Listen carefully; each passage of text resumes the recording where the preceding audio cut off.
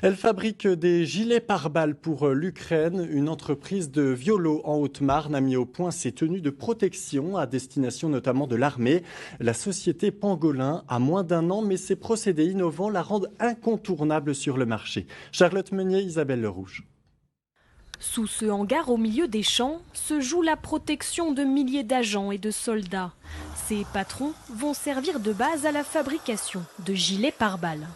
On va commencer à fabriquer des matelas de ces matériaux. C'est pour ça qu'on est sur des machines comme celle-ci qui vont nous permettre en fait, de découper à la fois plusieurs couches, plusieurs épaisseurs de fibres. On va pouvoir découper des fibres d'aramide, donc type Kevlar, des fibres de polyéthylène haute densité, donc ça c'est grosso modo du plastique. Entre 30 et 40 couches de fibres vont être superposées, puis cousues entre elles avec une aiguille solide. Comme c'est des fibres faites pour la balistique, donc elles sont faites justement pour ne pas être perforées, donc la couture c'est assez compliqué. Donc là on a une machine qui est normalement une machine de cordonnerie, donc pour faire des cuirs déjà assez épais. À l'image de la carapace du pangolin, ces gilets innovants sont robustes tout en étant souples. Bien plus légers que les pare-balles classiques, ils sont tout aussi efficaces face aux tirs. Le gilet est arrivé ici, a perforé cette couche et a été retrouvé donc ici dans la deuxième couche.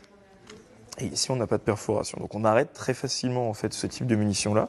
C'est quand même des balles qui vont à plus de 400 mètres secondes. Cette technologie unique, c'est en région parisienne que Clément et ses associés l'ont mise au point.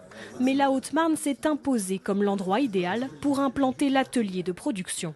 On est très bien accompagné, on a de l'espace, on a de la place. Et on peut faire les développements qu'on le souhaite en accord avec le département, en accord avec la région, on a un contact direct avec eux.